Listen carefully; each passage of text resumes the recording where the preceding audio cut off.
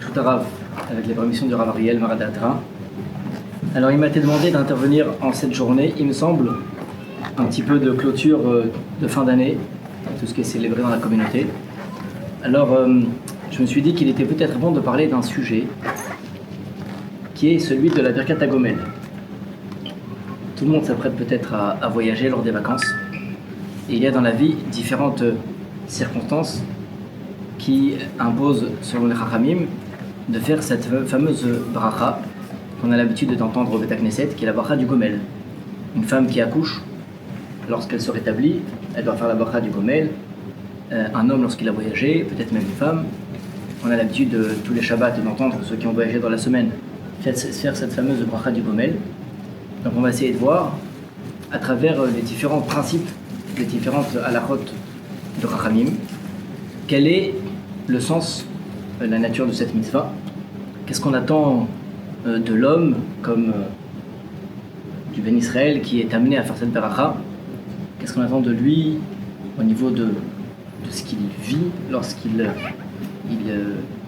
bénéficie s'il sort d'une situation qui impose de faire cette bracha du Gomel. Alors Chachamim nous disent qu'il y a dans le Tehillim Kuf Zayin, le psaume 107, il y a un long mizmor de Tehillim qu'on a l'habitude de dire lors de la tefila plusieurs fois pendant la fête de Pessah. C'est le psaume de la fête de Pessah. Il y a David Ameler dans ce psaume-là, il décrit 4 situations différentes de différentes personnes qui étaient en détresse et qui, après avoir imploré à Kadosh Baruch Hu, ont été exaucées. Et suite à cela, ont exprimé une louange envers Akadosh Baruch Hu, qui est un petit peu la base de cette mitzvah de la bracha du Gomel. Chachamim nous disent dans ma Masechet Brachot, Daf Nun Dalet Amud Bet, Amar Rav Yehuda Amar Rav, Arba'a tzrichim leodot. Il y a 4 personnes dans différentes situations qui se doivent d'exprimer cette louange envers Akadosh Baruch Hu,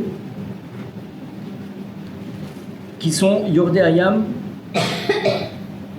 Olchem Midbarot, ceux qui ont traversé la mer, ceux qui ont parcouru le désert, Mishaya Chole Venitrapa, celui qui était malade, qui a guéri, ou Mishaya Chavush Bebet Asuri, ou bien celui qui était emprisonné, celui qui est sorti de prison sain et sauf.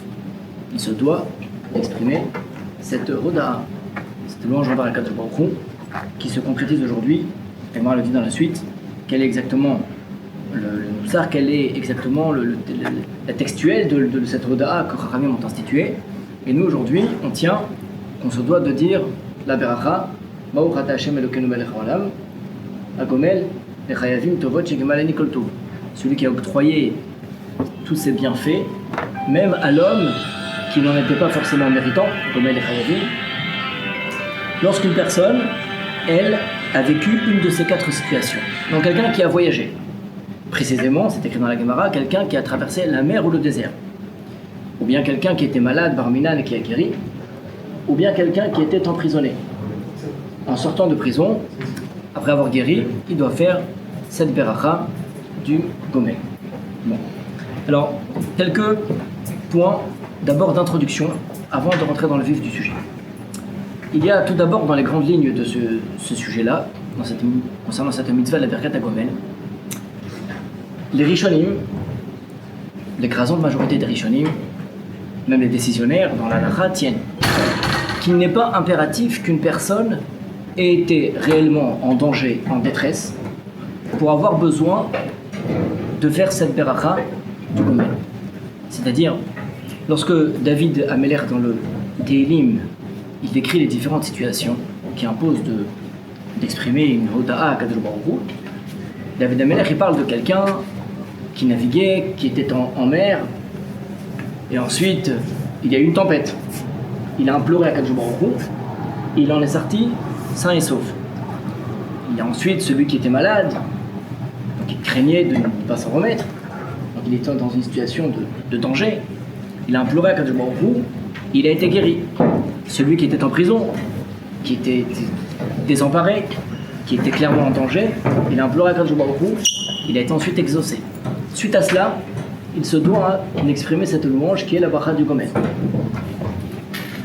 Dans le passage, on a l'impression, dans le Mizmor du Teilim, qu'il faut que la personne ait vécu un danger et donc ait bénéficié d'une certaine providence, d'un certain miracle, pour avoir le devoir de faire cette beracha du Gomel. Or, les Rishonim, les décisionnaires également, se mettent tous d'accord que selon la halakha, une personne qui a traversé la mer ou le désert ou qui était malade, même si clairement les médecins confirment qu'il n'a jamais été en danger, il a le devoir de faire cette beracha du Gomel. Un accouchement qui s'est très bien passé, sans aucune complication. Et les médecins confirment qu'il n'y a eu aucun danger. La yoledette, la femme qui a accouché, se doit de faire la beracha du Gomel. Ça n'a pas été dit uniquement pour quelqu'un qui était malade à l'hôpital, en danger de mort. On parle de quelqu'un qui était malade. Ça, c'est le premier étonnement, puisque dans les psukim, on avait l'impression qu'il s'agissait de quelqu'un qui était en danger, qui était sauvé. En vérité, il est bon de savoir que quelqu'un qui voyage, les gens aujourd'hui voyagent plusieurs fois par an, c'est courant, les gens peuvent plusieurs fois traverser la mer, ils prennent l'avion, ils prennent le bateau, et bien heureusement, dans presque 100% des cas, tout se passe bien. Et donc, on n'a pas du tout l'impression d'avoir été sauvé de quoi que ce soit, et malgré tout, on a le devoir de faire cette beracha du Gomel. Ça, c'est le premier point, très important. Mais cela mérite une précision malgré tout. Il y a une divergence malgré tout importante entre la coutume séfarade et la coutume ashkénaze. C'est une discussion depuis déjà les Rishonim pour savoir quel est, entre guillemets, le taux de risque nécessaire pour pouvoir faire la beracha du Gomel. Tout commence concernant une de ces 4 situations. C'est écrit dans la Gemara que celui qui traverse le désert, il doit faire la beracha du Gomel. Le Rambam, lorsqu'il reprend cette halakha, il dit que les holchei drachim, ceux qui voyagent, le langage du Shulchan Aruch, c'est ceux qui voyagent de ville en ville, sans parler forcément d'une traversée du désert. Ceux qui voyagent de ville en ville doivent faire, une fois arrivés à destination, la beracha du Gomel. Le Rosh s'étonne sur le Rambam. La Gemara, elle parle de quelqu'un qui traverse le désert. On ne parle pas forcément de quelqu'un qui voyage, qui fait Paris-Strasbourg, qui voyage de ville en ville. On parle de quelqu'un qui traverse le désert. Alors, les Mefarshim expliquent que le Rambam tient que, étant donné qu'il y a dans tout voyage un risque, donc il y a un principe qui est ramené dans nos sages, dans les Yerushalmi, Kol hadrachim becheskat sakana. N'importe quel voyage, dans n'importe quel déplacement, au moins de ville en ville, il y a un risque. Donc même si le risque est clairement pas le même que celui de quelqu'un qui parcourt le désert, il y a moins de danger, mais malgré tout, il y a un risque. Donc, ça justifie déjà de devoir faire le Gomel. Comme ça tient le Rambam. Le Rosh, également parmi les Rishonim, n'est pas d'accord. Il dit non. Chachamim, nos sages ont dit clairement, ont précisé, il s'agit de quelqu'un qui traverse le désert. Il ne s'agit pas de quelqu'un qui voyage de ville en ville sans traverser la mer ou le désert. Et donc, c'est ramené carrément dans le Shulchan Aruch. C'est une des rares halakhot dans laquelle le Shulchan Aruch lui-même, il relève, il tient compte, il pointe cette divergence de coutume entre la communauté séfarade et la communauté ashkénaze. Le Shulchan Aruch lui-même, il dit qu'en séfarade, on a pris l'habitude de faire la beracha du Gomel à chaque fois qu'on voyage de ville en ville, et telle est l'écrasante majorité, enfin les poskim, les décisionnaires séfarades tiennent que lorsqu'on voyage d'une ville vers une autre ville, on doit faire la beracha du Gomel, mais le Shulchan Aruch lui-même ramène que la coutume ashkénaze n'est pas comme ça. Il dit dans les pays ashkénazes, depuis l'époque, ils avaient l'habitude de ne faire le Gomel uniquement lorsqu'on avait traversé la mer ou le désert. D'ailleurs, le Chafetz Chaim, il fait une remarque extrêmement importante et qui se concrétise dans différents points dans la halakha.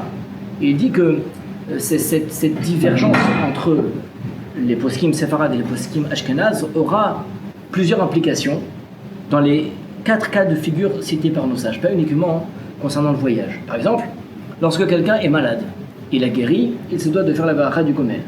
Qu'est-ce qu'on appelle malade? Est-ce qu'il s'agit de quelqu'un qui a été alité, hospitalisé, en danger, et différents niveaux? Il dit le Chafetz Chaim, ça c'est moins détaillé dans les Rishonim eux-mêmes, même s'il y a certaines discussions, mais le Chafetz Chaim dit ça devrait dépendre de cette discussion.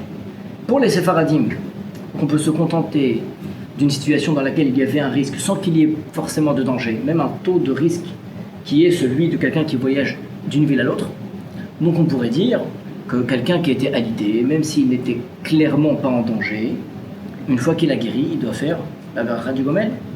Comme ça tiennent les poskim séfarades. Quelqu'un était malade, il était alité, mais il avait un virus, il était fiévreux, sans qu'il y ait aucun danger. S'il a dû être alité, même si ça a duré quelques heures, une journée, lorsqu'il se relève, il va à la synagogue ensuite, il monte à la Torah, il fait la beracha du gomel. Il dit le Mishnah Berurah, pour les Ashkenazim, c'est plus compliqué. Il faudrait que ce ne soit pas simplement quelqu'un qui ait été alité quelques heures, une journée, peut-être 3 jours. Donc il rentre dans les détails, ce qu'il faudrait peut-être même une zakana. Donc il développe, il approfondit concrètement quel est le niveau, entre guillemets, de maladie, de risque qu'il faudrait pour permettre de faire le gomel selon la coutume ashkénaze. On comprend qu'il y a une discussion. Tout le monde est d'accord qu'il n'est pas impératif que la personne ait été en danger concrètement, mais il y a malgré tout une divergence entre ces deux coutumes. Quel est le taux de risque qu'il faut que la personne, quelle est la situation à risque qu'il faut que la personne ait vécu pour pouvoir faire la beracha du gomel. Il y a également celui qui a été emprisonné, toute une discussion. Est-ce qu'il s'agit de quelqu'un qui a été emprisonné parce on lui reprochait uniquement de devoir de l'argent, d'avoir volé de l'argent, ou bien il s'agit de quelqu'un qui était peut-être en prison en danger de mort. Donc il y a des niveaux également concernant la prison. En tout cas, le Rav Ephraim fait cette remarque que, en fonction de ces deux coutumes-là, il devrait avoir un impact direct dans ces 4 situations.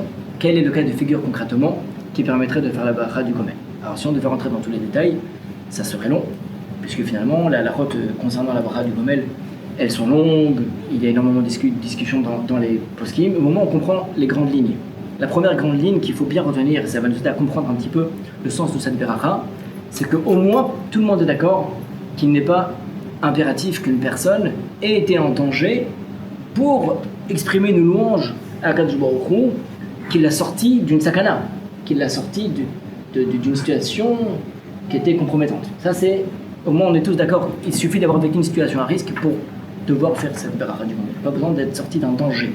Ça au moins on est d'accord. Et ensuite retenir ces 2 points entre la différence des coutumes entre le séfarade et l'ashkénaze. Bon. Le 3e point, c'est que le Rosh, parmi également les Rishonim, le Rosh dit que cette beracha du gomel a été instituée par Chachamim à l'image du Korban Toda. À l'époque, la Torah déjà nous en parle, que lorsque quelqu'un il vivait une de ces 4 situations, il avait la mitzvah d'amener un korban, il avait un sacrifice au Beth Amikdash qui était appelé le Korban Toda. Donc c'est ce korban, en amenant ce korban, on exprimait un petit peu ce remerciement envers Akadosh Baruch Hu. Et celui qui avait parcouru la mer, le désert, qui avait été malade et qui avait guéri, il devait amener ce fameux korban. Il dit le Rosh, nous aujourd'hui qui n'avons plus de Beth Amikdash et de possibilité d'amener des korbanot, nous avons la beracha du gomel qui a été instituée quelque part pour remplacer, entre guillemets, partiellement, ce service au Beth Amikdash. Alors cette remarque est importante puisque il y a ensuite différentes discussions dans les décisionnaires pour savoir est-ce que ça aura un impact même dans la halacha, puisqu'il y a certains, les poskim discutent par exemple, est-ce qu'on peut faire la beracha du gomel Shabbat? Certains disent le Shabbat on ne peut pas faire le gomel, puisque le Shabbat on ne peut pas amener un korban. Il n'y avait pas de service au Beth Amikdash le Shabbat, si ce n'est quelques exceptions qui étaient imposées par l'importance du jour, mais un korban Toda ne pouvait en aucun cas être amené le Shabbat. Donc certains décisionnaires tiennent que Shabbat on ne peut pas faire le gomel. Certains disent par exemple, il y a une discussion, est-ce que les femmes sont concernées par la mitzvah de faire le gomel? Il y a certains également, il y a une discussion, est-ce que le gomel doit se faire impérativement en étant debout? Puisque le korban, le service d'une manière générale au Beth Amikdash se faisait debout. Donc il y a différentes discussions dans les poskim pour savoir combien on doit faire ressembler cette beracha du gomel au sacrifice du Toda. Et ça va nous aider à comprendre qu'en vérité, ce qui est recherché chez l'homme ayant vécu une de ces situations, c'est exactement ce qu'on attend de l'homme, ce qu'on attendait à l'époque du Beth Amikdash d'un homme ayant vécu une de ces situations en amenant son korban Toda. On l'attendra de la personne aujourd'hui qui se doit de faire la beracha du gomel, c'est-à-dire au niveau de son travail intérieur, de son travail, de ce qu'il doit ressentir envers Akadosh Baruch Hu lorsqu'il fait cette beracha du Gomel. Ça doit être ce qui était attendu à l'époque lorsque quelqu'un amenait ce fameux sacrifice du Korban Toda. Ça, c'est une introduction essentielle pour entrer un petit peu dans le vif du sujet de cette beracha du Gomel. Bon. Alors, l'analyse que je voulais vous proposer aujourd'hui, c'est la suivante. Il y a quelque chose d'extrêmement étonnant concernant cette mitzvah. Aujourd'hui, concrètement, on accomplit cette mitzvah en exprimant une bracha. Ça se résulte à une bénédiction. Comme, entre guillemets, toutes les bénédictions que nous avons l'occasion d'exprimer à longueur de journée, c'est une bracha, pas plus qu'une bénédiction. À l'époque, il y avait toute une cérémonie, on amenait, bon, c'est un investissement différent, il fallait voyager, il fallait acheter une bête, il y avait tout le service au Beth Amikdash. Aujourd'hui, ça se résulte à une beracha, qui est la beracha du Gomel. Maintenant, il y a quelque chose de très étonnant, c'est que en analysant différentes halachot de cette beracha du Gomel, on va essayer d'abord on réalisera combien, on a l'impression que c'est presque un fait exprès, combien elle se distingue de toutes les autres berachot dans ces halachot. On va essayer de comprendre pourquoi en citant quelques points concrètement pour mettre ce point-là en relief. On sait que si on devait catégoriser les dizaines de berachot qu'un juif a l'occasion et le devoir de faire dans un quotidien d'un Ben Israël pratiquant, il y a, on pourrait dire, 3 catégories de brachot qui sont fondamentalement différentes. Il y a les brachot qui sont les brachot des mitzvot, birkat mitzvot. Avant l'accomplissement de n'importe quelle mitzvah, nos sages ont institué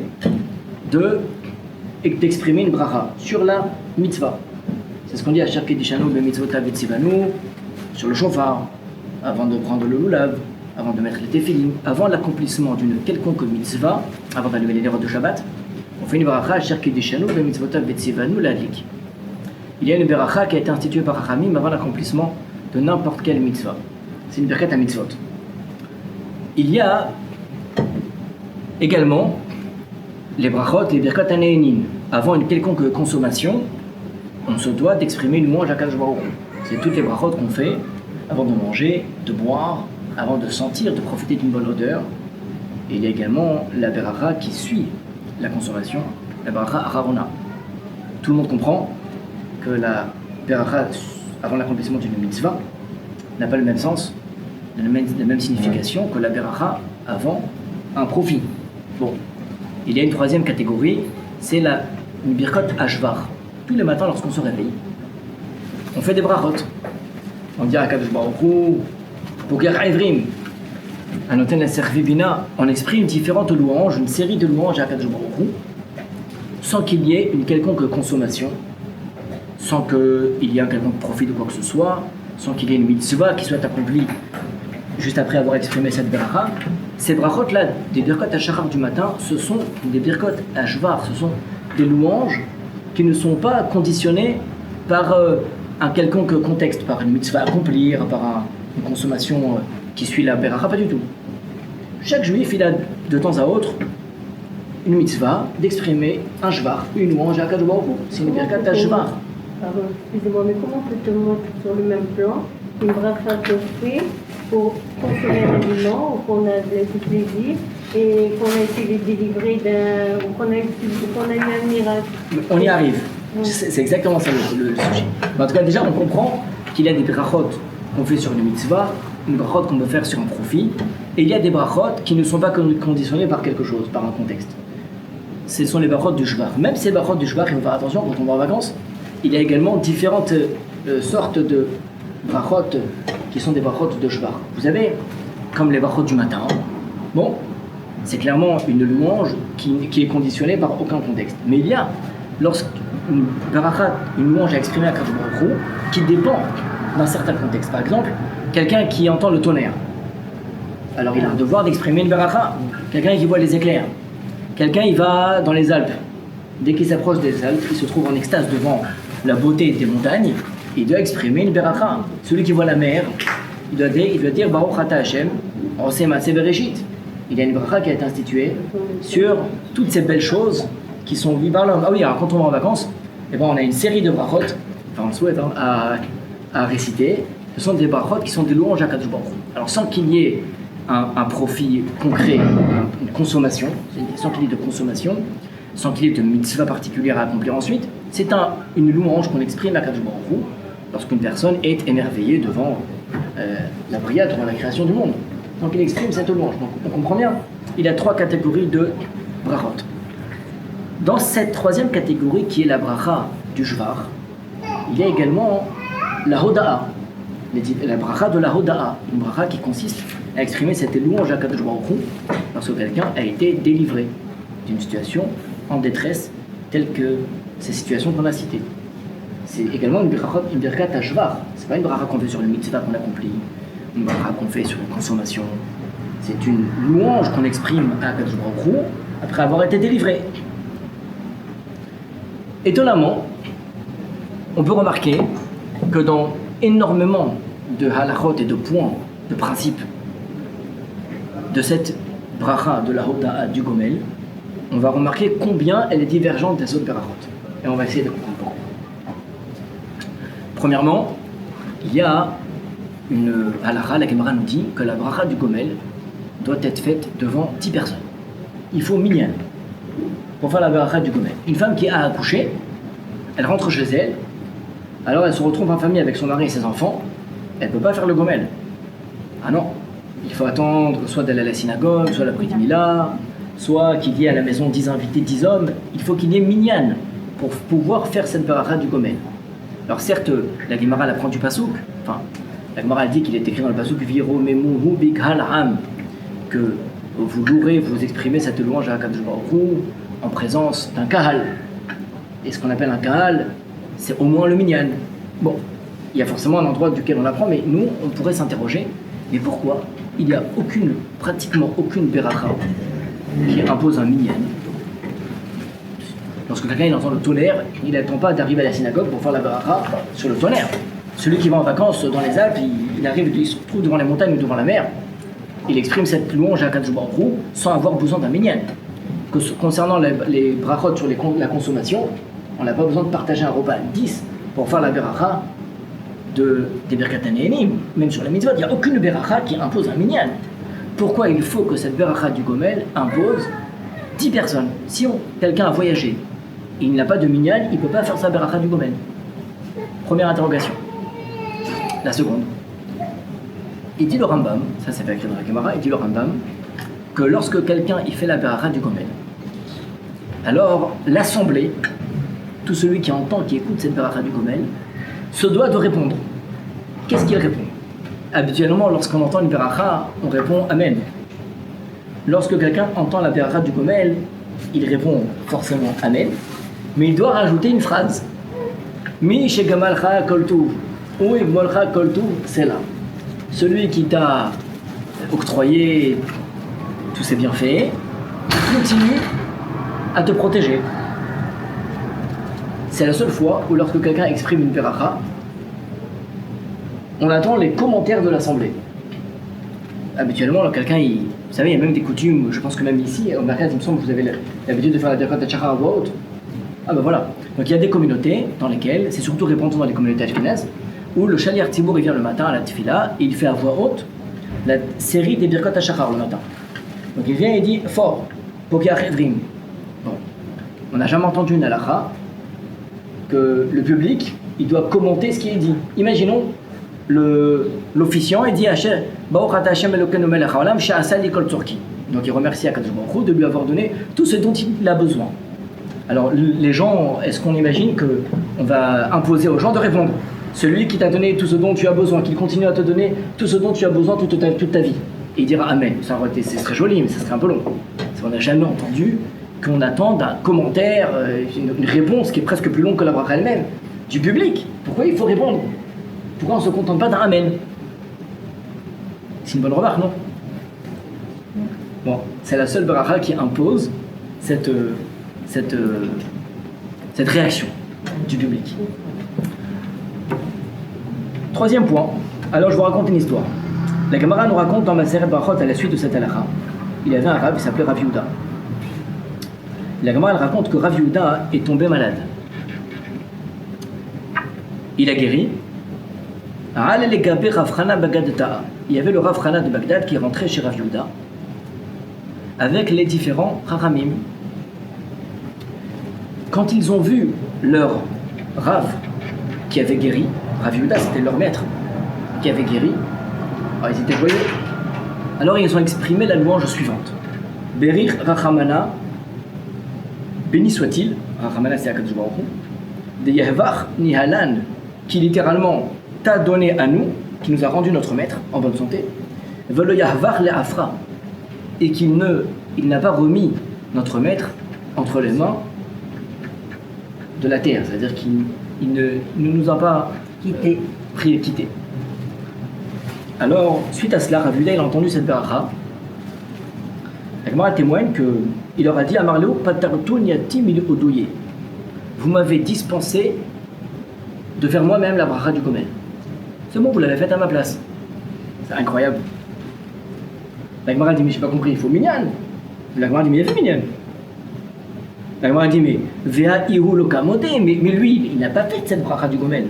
Il a entendu quelqu'un la faire à sa place. La Gemara dit, bon, il a répondu.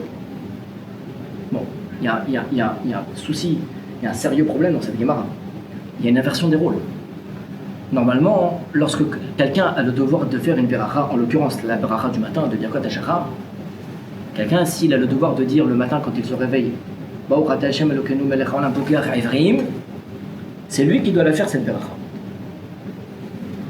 Imaginons que quelqu'un le voit le matin et lui dit, waouh, t'as de la chance, tu vois. Akadosh Baruch Hu, il t'a rendu la vue. Alors, béni soit-il le Dieu qui t'a donné la vue. Est-ce que ça pourrait le dispenser lui-même de faire sa beracha de Bukar Evrim? Évidemment que non. On n'a jamais entendu que quelqu'un qui exprimerait une louange à ma place, me concernant, qu'il puisse m'acquitter. Chacun a son propre devoir d'exprimer, de faire sa propre mitzvah, d'exprimer sa propre beracha. En quel honneur le fait que les élèves du Rav aient dit et remercié Dieu de leur avoir rendu leur maître, dispenserait le maître de faire sa beracha du Gomel. Ah, c'est extraordinaire quand même. Encore une fois, on voit. Mais on voit que halakha après halakha, si on pouvait prendre toute une liste, il y a encore beaucoup d'exemples, toute une liste des différentes halakhot, et finalement qui composent un petit peu tout ce sujet de la beracha du Gomel, on remarque qu'elle ressemble en pratiquement rien aux autres berachot.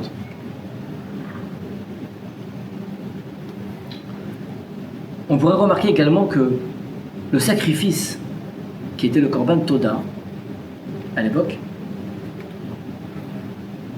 qui a été un petit peu l'origine de la beracha du Gomel, lui aussi se distingue des autres corbanotes. Vous savez que chaque korban qui est consommé, dont on peut consommer sa viande, il a un certain laps de temps pendant lequel la viande peut être consommée.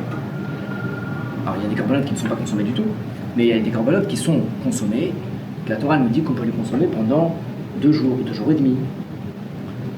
Et d'une manière générale, un korban comme celui-ci, comme le korban Toda, qui fait partie d'une catégorie qui est appelée le Kochim Kalim, il peut être consommé pendant 2 jours et demi, presque 3 jours. Donc on peut manger une partie de la viande, on la garde le reste au frigo, et le lendemain, on mange les restes. Le korban Toda, il peut être consommé uniquement pendant 1 journée. À la différence de tous les Kochim Kalim, de tous les différents korbanot sacrifices qui lui ressemblent, il ne peut être consommé que pendant 1 journée. Et la deuxième différence qu'il y a entre le Korban Toda et ses amis, c'est que le Korban Toda, c'est le seul sacrifice qui doit être impérativement amené et consommé avec 40 autres pains. Il est amené avec 40 pains. 30 pains. 40 pains. Comment? Le Korban Toda. 30 pains que la Torah de Matzah, 10 pains de Hametz. 40 pains. Habituellement, lorsque quelqu'un... Qui va faire des pains?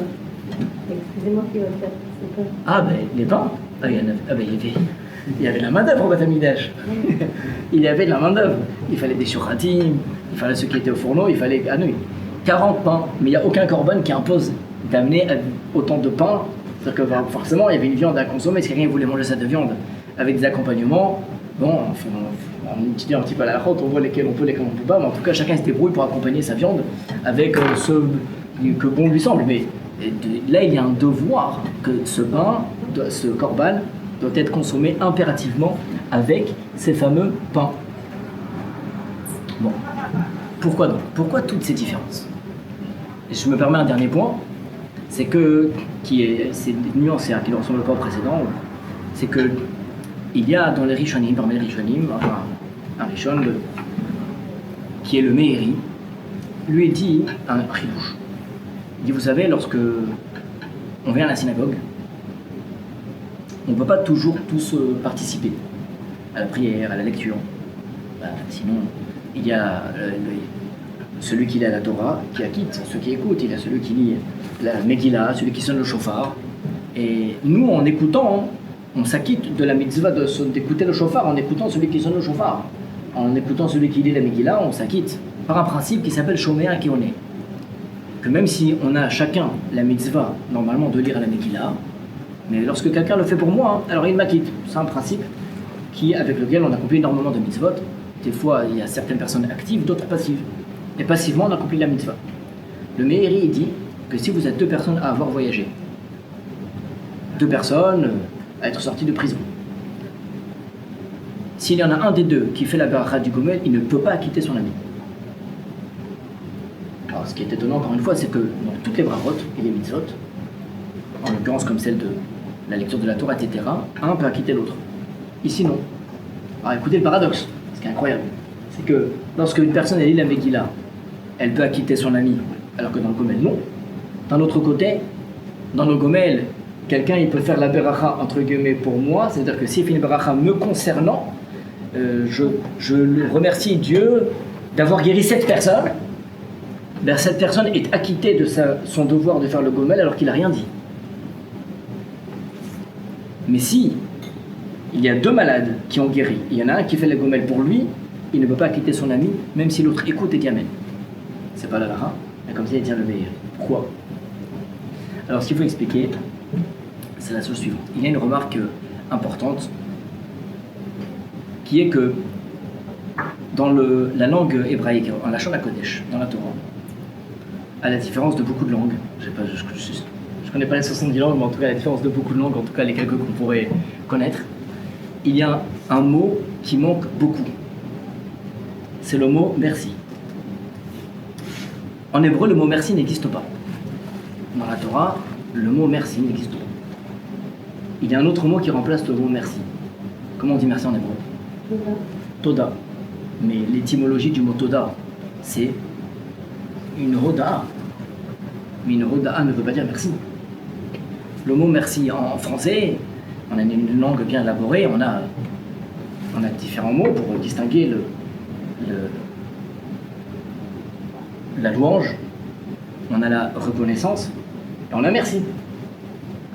Mais en hébreu, le mot merci n'existe pas, il y a un mot qui existe, c'est toda. Toda veut dire, toda ça relève l'étymologie du mot toda. C'est un langage de reconnaissance. C'est une reconnaissance, un avouement, quelqu'un qui avoue devoir de l'argent. On appelle ça quelqu'un qui est modé. Lorsque quelqu'un me réclame de l'argent et j'avoue lui devoir de l'argent, en hébreu ça se dit, cet homme, il est modé. Il avoue qu'il lui doit. Lorsque quelqu'un, je lui offre un cadeau d'anniversaire, il ne dit pas merci en hébreu, il dit j'avoue. Mais j'avoue quoi? Il fallait... Non, c'était tellement difficile qu'il y a un mot pour dire merci. Enfin, je sais pas, dans toutes les langues, il y a un mot pour dire merci. Il dit merci, pourquoi j'avoue? On dit merci. Il n'y a pas dans le Lachon HaKodesh, c'est incroyable. Dans la Torah, il n'y a pas de mot pour pointer le merci. On parle de reconnaissance. Avouer, reconnaître, ça ressemble. Ça nous amène à, mais il manque un mot essentiel, il manque le mot merci. Ben là, en vérité, on a tout dit.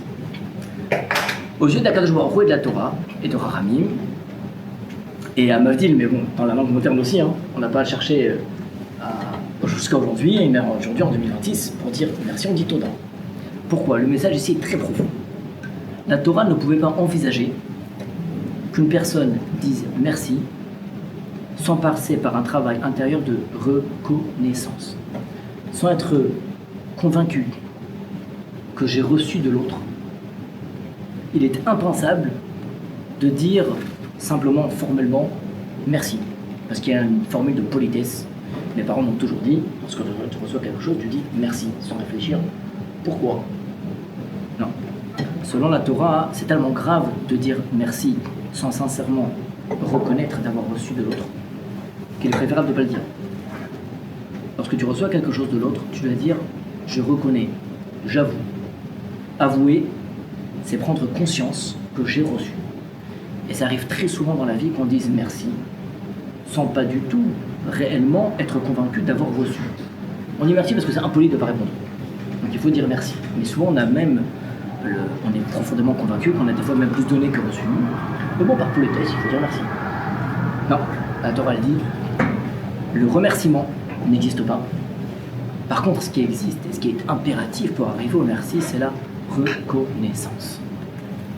Eh bien, concernant notre relation avec notre Créateur, à plus forte raison, ce point-là est essentiel. Et ça, c'est un petit peu, on pourrait dire la Neshama, c'est l'âme de cette mitzvah de la Baracha du Gomel. Elle est cachée sur ce point-là, dans ce point-là. Il y a, dans la vie de tous les jours, l'homme, il bénéficie d'une providence, d'un accompagnement d'Akadosh Baruch Hu, qu'il a malheureusement, des fois, tendance à ne pas remarquer. Il y a peut-être des fois chez certains, ils prétendent peut-être avoir du mal à remarquer. Une personne, lorsqu'elle a bénéficié d'un miracle, qu'on pourrait un miracle peut-être indéniable, alors elle a une certaine facilité, naturellement, à s'adresser directement à Dieu, à exprimer une louange envers Akadosh Baruch Hu. Mais lorsqu'une personne, elle vit un quotidien qui lui paraît être normal, sans avoir, bien heureusement, de complications, elle ne ressent pas naturellement le besoin de reconnaître quoi que ce soit. Si vous remarquez, malheureusement, on sent le besoin, même lorsqu'on prie pour les autres, de prier pour la bonne guérison lorsque les gens sont malades. Vous avez une chaîne de Tehillim qui circule. Lorsque ça ne va pas en Israël, par exemple, alors vous savez, dans toutes les communautés du monde, on s'arrête, on fait Tehillim. Mais lorsque tout va bien, on entend rarement des synagogues qui vont vous dire bon, on va faire un Tehillim pour ce qui se passe en Irak et en Israël. Mais tout se passe bien en Israël. Donc vous imaginez le nombre de miracles qui se passent tous les jours en Israël et chez nous, jusqu'on le remarque plus là-bas qu'ici.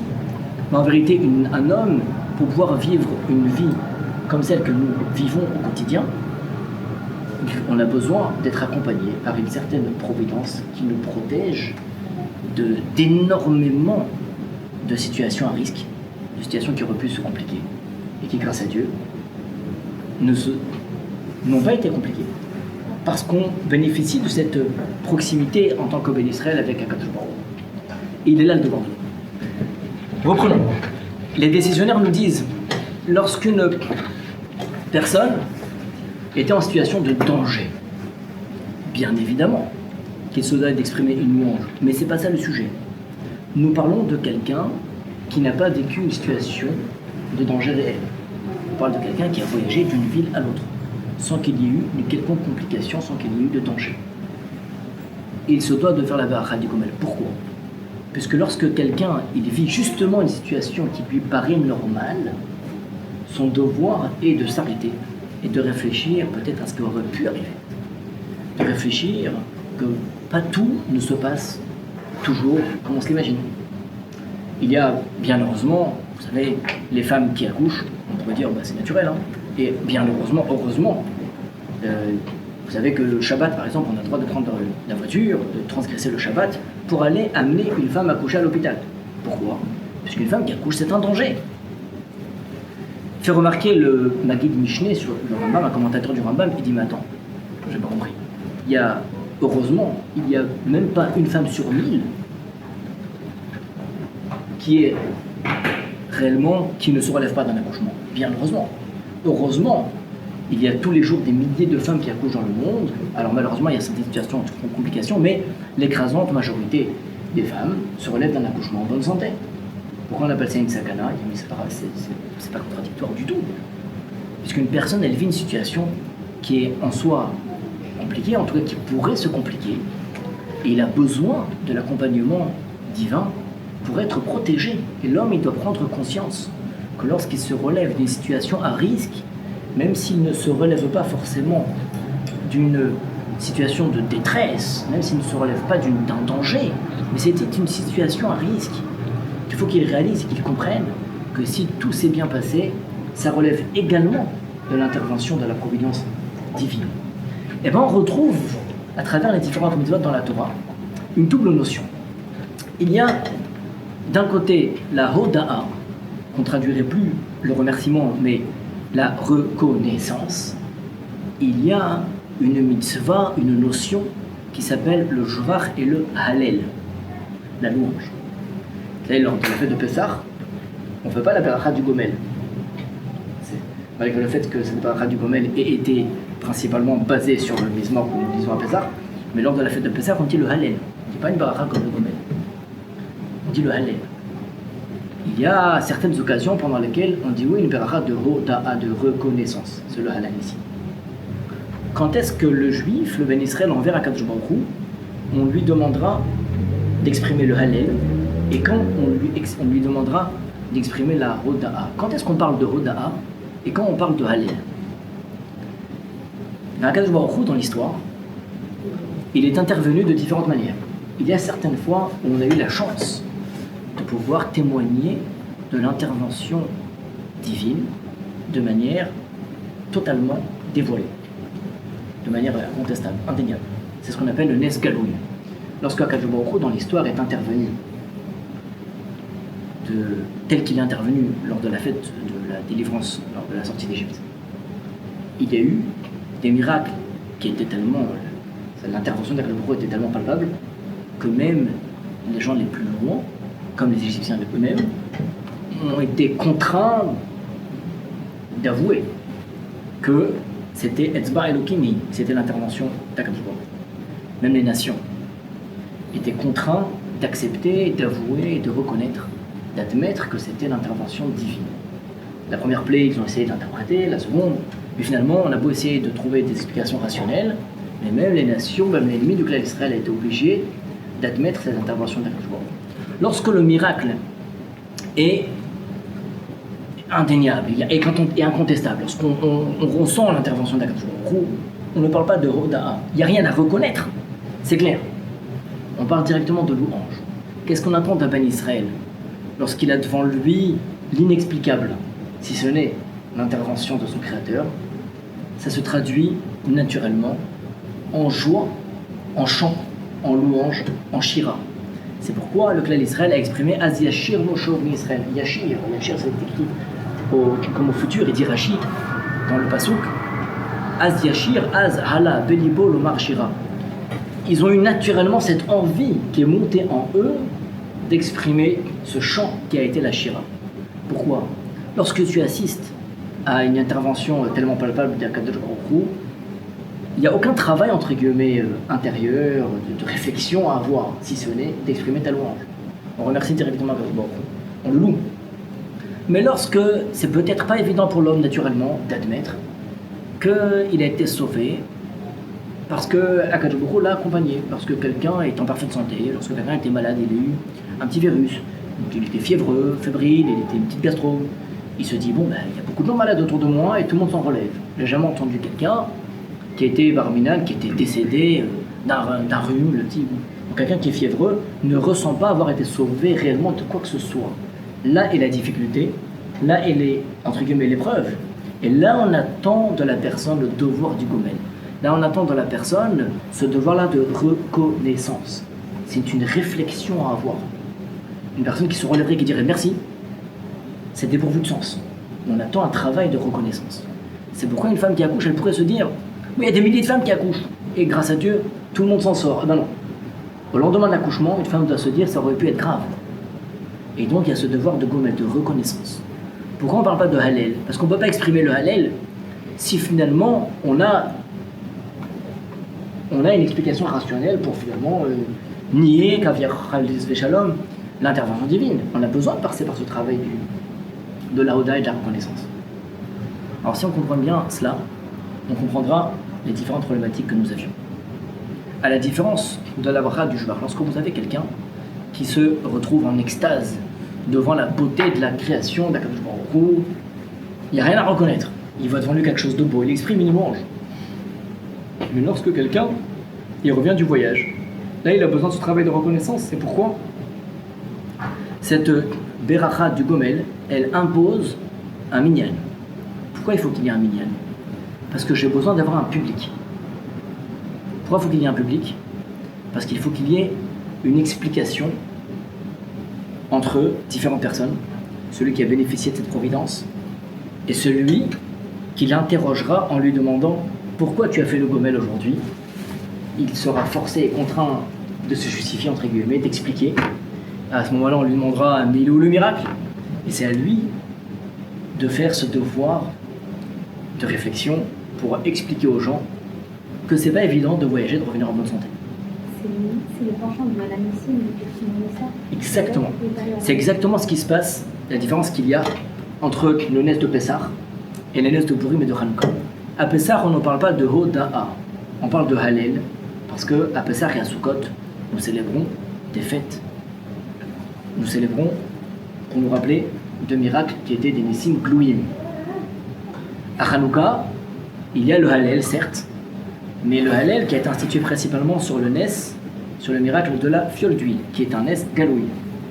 Par contre, il y a également la Hoda'a Hanouka, c'est le Hananissim qui a été fait sur la Milchama, sur la victoire. Mais lorsqu'on revient de la guerre, c'est pas du tout évident d'exprimer et d'accepter que nous l'avons gagné grâce à l'intervention divine. Nous, lorsqu'on gagne une guerre, lorsqu'on gagne une mission, on aimerait bien dire nous avons une armée puissante. Ça aurait pu se compliquer, on aurait eu besoin à ce moment-là de prier, de l'intervention d'Akadosh Baruch Hu, mais grâce à Dieu, on s'en est bien sorti, entre guillemets tout seul. Mais pas du tout. Lorsqu'on revient de la guerre, on se doit de s'asseoir et de réfléchir combien ça aurait pu être grave. Et que si finalement, alors aujourd'hui, on est vraiment bien placé pour savoir, parce qu'on ne s'imagine pas à chaque fois qu'il se passe quelque chose en Israël, surtout dans les dernières années, lorsqu'il y a une attaque qui est lancée par l'ennemi, le clan Israël est paralysé de peur. Et finalement, ce qui se passe, le retournement de situation est foudroyant. C'est extraordinaire de voir combien Israël, ils s'en sortent à chaque fois qu'ils sont attaqués. En ce moment, pourvu que ça dure. Et on ne peut pas s'imaginer, ça fait des décennies qu'on nous parle de l'éventuelle attaque du Hezbollah à l'époque. C'est ce que Israël craignait depuis plusieurs années. Et finalement, on les a vus attaquer l'année dernière et on a vu ce qui en est d'aujourd'hui. On a vu l'attaque de l'Iran, depuis qu'on est petit, on entendait le jour où l'Iran attaquera, Gog Magog. Bon, finalement, grâce à Dieu, pour l'instant, on revient heureusement, on souhaite que ça pourvu que ça dure. On a vu combien le clan d'Israël a été protégé. Donc on peut voir que, mais c'est pas toujours évident. On pourrait avoir l'épreuve, le nécessaire de dire bon, ben, finalement, on se débrouille bien, on a quand même une armée extrêmement puissante. Ben non, le devoir de l'homme, il est toujours se rappeler. Nous, on doit faire notre propre Ishtadlout, ça c'est vrai, mais malgré tout, on doit se rappeler combien on a besoin d'être accompagné. On n'a pas besoin de l'intervention d'Akadosh Baruch Hu lorsque ça ne va pas, lorsque ça se complique. Non, on a besoin au quotidien, elle est impérative cette intervention d'Akadosh Baruch Hu, cette protection, cet accompagnement. Et donc, c'est dans ce devoir-là de la Hoda'a. C'est pourquoi un soldat, lorsqu'il revient de la guerre, lorsqu'il revient de mission, il fait la baracha du Gomel, il y réalise. C'est vrai que j'ai appris à me défendre, c'est vrai que j'ai appris à utiliser mon arme. C'est vrai qu'on est puissant. Akadosh Baruch Hu nous a donné des cohortes particulières, mais il doit, de toute façon ils sont mieux placés pour nous pour le savoir, que c'est toujours extrêmement compliqué, extrêmement dangereux, et pouvoir en revenir sain et sauf, ça relève du devoir de la reconnaissance. Mais c'est pourquoi il y a un petit peu ce jeu dans la Gemara. La Gemara, elle dit que ça va jusqu'à dire, si j'ai les élèves du Rav qui ont exprimé cette louange à Akadosh Baruch Hu, ce remerciement, cette reconnaissance envers Akadosh Baruch Hu, de lui avoir rendu leur Rav, c'est qu'ils ont publiquement, en présence d'un minyan, exprimé ce qu'ils avaient eux-mêmes réalisé, que leur Rav qui avait guéri, ça relevait d'un miracle venu d'en haut. Le Rav il leur a dit, vous avez tout compris, je n'ai plus besoin de parler. C'est pourquoi c'est devenu une halakha. Que si quelqu'un il fait le Gomel, il accomplit la mitzvah du Gomel lui-même. Si son ami, lorsqu'il le voit et lui dit, béni soit Dieu, qui t'a rendu la bonne santé, ça suffit pour accomplir la mitzvah du Gomel. L'essentiel, c'est qu'il ait cette compréhension des événements. Si quelqu'un il monte à la Torah le samedi, Shabbat il arrive à la shul, il monte à la Torah, il fait le Gomel, et les gens lui diront mais qu'est-ce qui t'arrive, pourquoi tu as fait le Gomel? Il dit j'ai pris l'avion. Il dit mais arrête, t'exagères, des fois on entend ça. Mais tu exagères, dis-moi aujourd'hui, tu sais combien il y a d'accidents dans les avions? Il y a beaucoup plus d'accidents en voiture qu'en avion. Il faudrait peut-être pas faire le Gomel. Mais c'est tout le contraire. On se doit de faire la beracha du Gomel quand on prend l'avion. Puisque en soi, le fait de voyager de ville en ville, c'est dangereux. C'est-à-dire qu'il y a toujours un certain nombre de risques, mais nous bénéficions de cette protection d'Akadosh Baruch Hu, qui justement mérite le gomel. Vient le Rambam et il dit, sache une chose, lorsque quelqu'un il exprime la beracha du gomel publiquement, tout le monde doit répondre. Pourquoi? Parce que lorsqu'il exprime cette beracha du gomel, les gens doivent exprimer et montrer clairement qu'ils ont compris le message et qu'ils lui disent, celui qui t'a octroyé tous ces bienfaits, cet accompagnement, qu'il continue à te protéger. Le fait de répondre une phrase pareille, c'est accepter, c'est avouer et c'est reconnaître qu'il y a lieu et il y a besoin de faire cette beracha du gomel. Vous savez pourquoi la Torah elle dit que le korban, le sacrifice de la Toda, il doit être consommé avec 40 pains? C'est simple.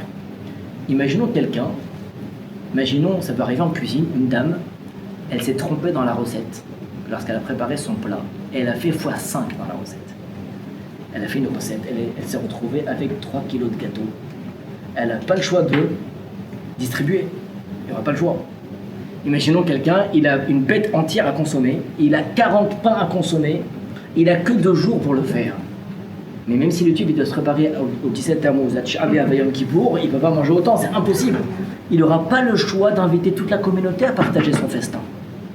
On pousse la personne, on force la personne à devoir inviter. Et pourquoi il faut en particulier dans cette célébration qu'il y ait du monde? Parce que plus il y aura du monde pour faire passer ce message, et plus la mitzvah de la Hoda'a sera accomplie Be'ido. C'est pourquoi il faut qu'il y ait du pain. C'est pour ça qu'on lui dit ce sera une consommation plus conséquente que les autres. Et tu auras un laps de temps pour le consommer qui sera moins important que les autres corbanotes pour pouvoir au maximum faire profiter autour de soi. Et c'est la raison pour laquelle également il faut le minyan, pour pouvoir faire diffuser le message au maximum. Voilà ce qu'on souhaite. C'est qu'Akadosh Baruch Hu qu'on soit d'abord toujours accompagné par cette providence Akadosh Baruch Hu, qu'on n'ait pas besoin d'arriver dans des situations compliquées pour ressentir l'intervention divine d'Akadosh Baruch Hu, et qu'à chaque fois qu'on a l'occasion d'exprimer ce gomel, que nous puissions faire passer autour de nous ce message que le Ben Israël n'est jamais seul, et qu'à chaque fois qu'il se constate et se réalise en bonne santé, c'est parce qu'il a bénéficié de cette providence.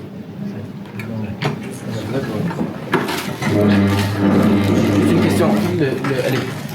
À l'époque du Korban Toda, on faisait Korban Toda chaque fois qu'on voyageait de ville en ville, chaque fois qu'on avait un rhume ou un... Il faisait, hein.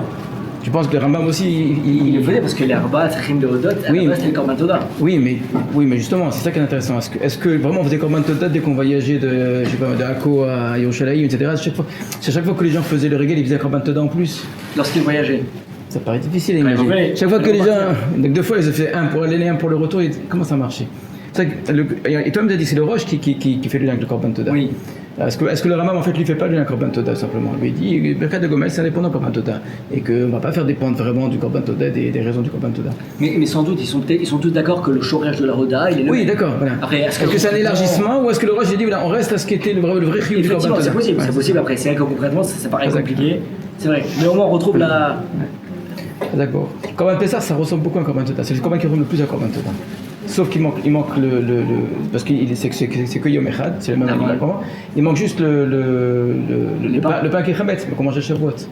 C'est les crèmes. C'est vraiment c'est. Attention. Chazagor.